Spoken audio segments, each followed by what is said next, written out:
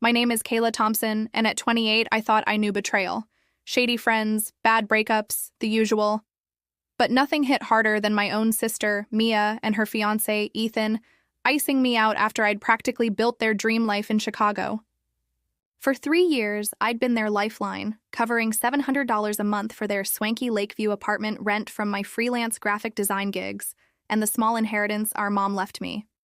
I paid $10,000 toward Mia's culinary school when her loans didn't cover it, bought them a $2,500 espresso machine for their future cafe dream, and sent $300 monthly for incidentals like Uber rides or groceries.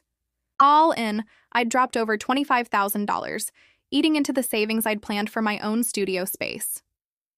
Mia was my best friend, the sister I'd shared late-night talks and childhood secrets with after Mom passed. Ethan, with his goofy charm, called me Sis, and we'd binge true crime podcasts together. So when their engagement party came up, I was ecstatic. I bought a $200 Navy jumpsuit, practiced a speech, and set aside a $1,500 check as a gift, imagining us dancing under Chicago's skyline. I even booked a weekend off from client deadlines to be there, ready to toast their love. Then, 2 days before the party, Mia texted, "Kay, the engagement bash is super intimate, just our core crew who've held us down." The words stung like a slap. Held them down? I'd paid their rent for 36 months, covered $5,000 for Ethan's barista certification when his gigs slowed, and designed their save the dates for free, saving them $800. Yet I was cut from the guest list. That night, I saw Ethan's Instagram live. His parents, Mia's chef school buddies, even their neighbor who barely knew them, all clinking cocktails at a rooftop bar. The caption, "Surrounded by our real ride or dies." I wasn't in a single clip, despite the $3,000 I'd sent for their party budget.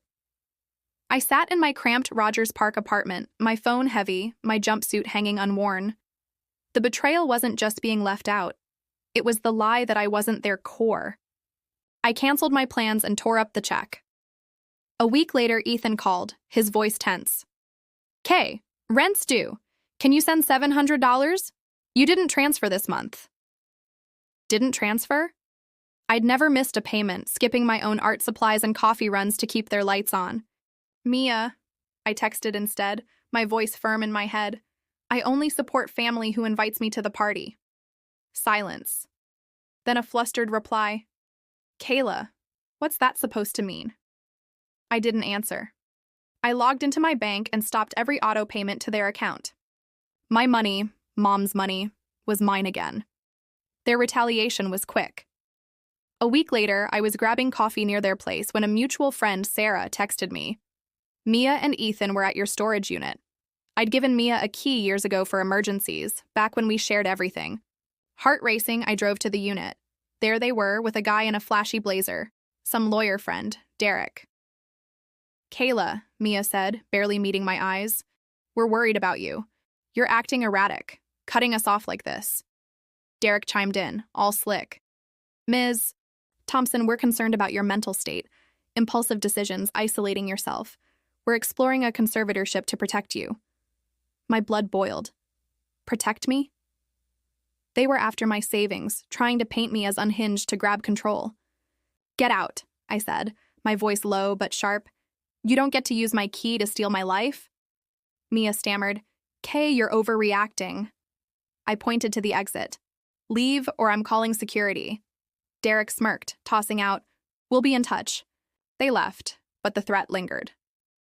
That night, I couldn't sleep. My own sister trying to label me crazy for her gain. I called my old college friend, Jess, who'd dealt with family drama over an inheritance. She connected me with a Chicago attorney, Priya Shah, who specialized in financial disputes.